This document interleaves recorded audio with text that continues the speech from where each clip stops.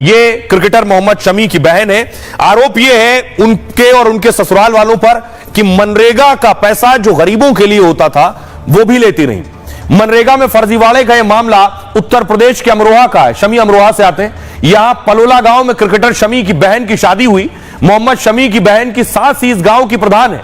कुछ दिन पहले यहां मनरेगा में फर्जीवाड़े की शिकायत हुई। आरोप था कि प्रधान ने मनरेगा लिस्ट में फर्जी नाम चढ़वाए और बिना काम किए ये लोग सरकारी पैसा उठा रहे हैं। मनरेगा भारत के ग्रामीण क्षेत्रों में लागू रोजगार गारंटी योजना है और इसके तहत यूपी में हर दिन मजदूर को 252 रुपए मिलते हैं। मजदूरी का यही पैसा ग्राम प्रधान फर्जी तरीके से निकलवा रही थी। जांच हुई तो पलोला गांव में बड़े घोटाले का खुलासा हुआ। प्रधान ने बहू और सभी बेटों का नाम मनरेगा लिस्ट में डाल दिया था, जबकि एक बेटा एमबीबीएस का छात्र है, दूसरा दिल्ली में वकील है। शमी की बहन और बहनोई भी 20 लाख के फ्लैट में रह रहे थे। खुलासा हुआ कि प्रधान के परिवार समेत 18 फर्जी नाम डाले गए। इन लोगों ने फर्जीवाड़े से करीब 8,68,000 रुपए निकाले।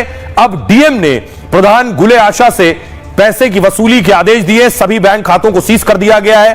प्रधानी पर भी तलवार है और फर्जीवाड़े में शामिल 8 कर्मचारियों पर भी कार्रवाई हो रही है। मनरेगा लिस्ट में सभी फर्जी नाम वाले लोगों पर मुकदमे के आदेश हैं। इन सभी लोगों में शमी की बहन शबीना, बहनोई गजनवी भी शामिल हैं। बात करेंगे डोनाल्ड ट्रंप की। ट्रंप के टैरिफ के ऐलान से हड़कंप मच गया है। ट्रंप ने टैरिफ सभी देशों पर लगा दिया है। अगली तस्वीर में आपको दिखाऊं। डोनाल्ड ट्रंप 180 देशों के खिलाफ टैरिफ का ऐलान किया है ट्रंप ने और बाकायदा टैरिफ के सिग्नेचर किए और उसके बाद देखिए तालियों की गड़गड़ाहट। अगली तस्वीर देखिए जरा। यह है ट्रंप ने बाकायदा एक चार्ट जारी किया है कि किस देश पर कितना टैरिफ वो लगा रहे हैं। देखिए अगली तस्वीर। ट्रंप खुद उसे अपने हाथ में लिए हुए कि किस मुल्क पर कितना टैरिफ वो लगा रहे हैं। 67%. That's tariffs charged to the USA, including India. Very, very tough. आइए अब मैं आपको बताऊं कि ट्रंप ने भारत पर कितना टैरिफ लगाया है और क्या कह रहे हैं वो टैरिफ पर।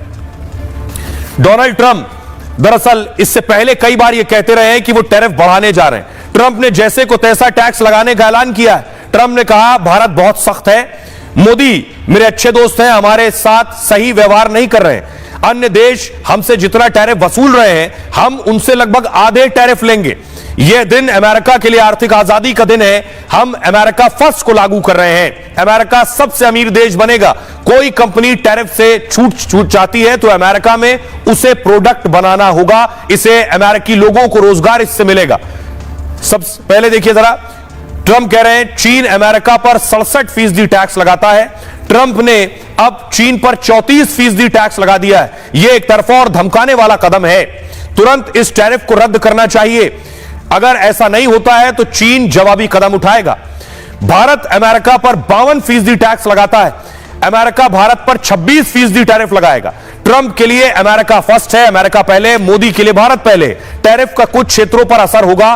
भारत की इकोनॉमी इसे झेल सकती है।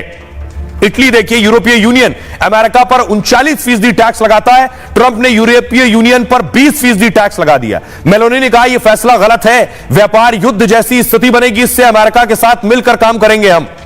फ्रांस कह रहा है ट्रंप का फैसला यूरोप के लिए बेहद मुश्किल होगा। अमेरिका उसके लोगों के लिए विनाशकारी साबित होगा। सुनिए जरा डोनाल्ड ट्रंप क्या कुछ कह रहे हैं।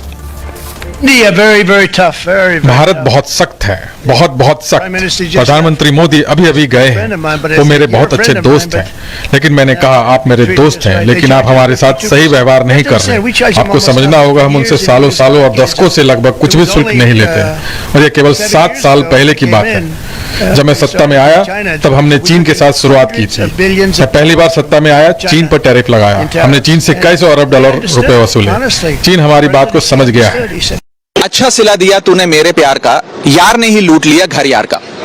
भारत ने अमेरिका के साथ अपनी दोस्ती निभाने में, unflinching loyalty and undying friendship निभाने में कोई कसर नहीं छोड़ी। हम अमेरिकी एडमिनिस्ट्रेशन को और अमेरिकी कंपनीज को वो कर सकें, उनको एक रेड कार्पेट ट्रीटमेंट दे सकें। लेकिन इसका क्या सिला हमें मिला? हमारी जितनी भी मेक इन इंडिया में बन रहे प्रोडक्ट्स पर, हमारी कमोडिटीज पर और इस बीच बड़ी खबर आ रही है, आपको बता दें, सीधे राज्यसभा लिए चलता हूं। वक्फ बिल पर चर्चा हो रही है। गृह मंत्री अमित शाह कुछ कह रहे हैं। संजय जी बोल दिया, सॉरी एक मिनट। माननीय लीडर ऑफ द ऑपोजिशन, माननीय मनोज जी बैठिए।